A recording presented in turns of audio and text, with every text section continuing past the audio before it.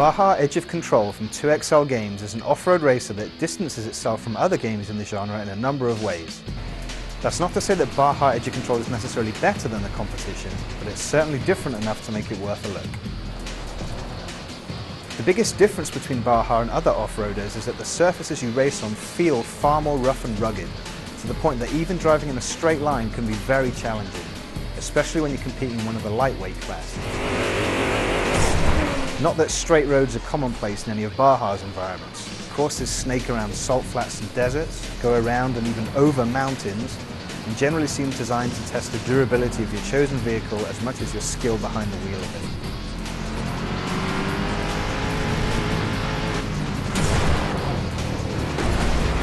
Vehicles in Baja include buggies and trucks of various sizes, open-wheel racers, and a selection of 4x4s much like the ones you see parked at your local supermarket on weekends or being used to take kids to school.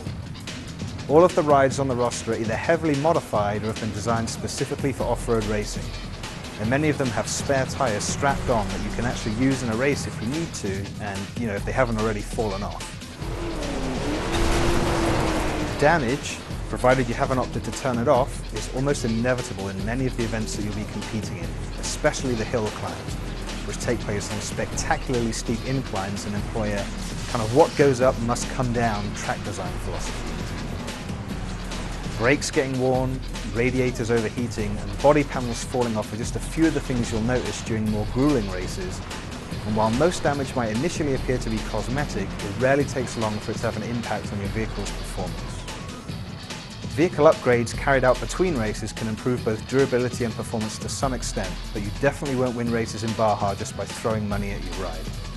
It can definitely be frustrating to have your vehicle start failing on you toward the end of a hard-fought race, but most of the damage is avoidable if you pay attention to on-screen indicators that warn you when it's time to start treating your ride with more care. If you notice your radiator getting too hot, for example, you can ease off the gas for a time to let it cool down.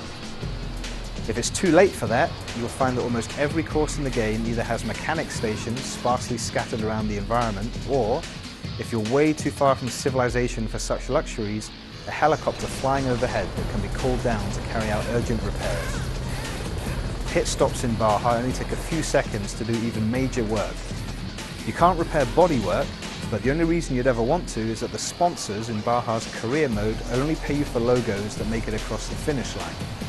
That's a neat touch for sure, but it's unfortunate that the sponsors never make any demands as far as your performances go.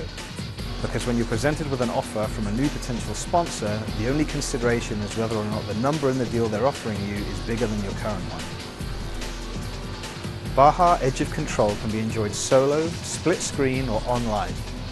The career mode is a bit bare bones, and there aren't many other modes to choose from, but there's certainly no shortage of variety in the course designs or in the garage. The learning curve can feel as steep as a massive hill climb early on, but the payoff for persevering and practicing is some of the most rewarding off-road racing around.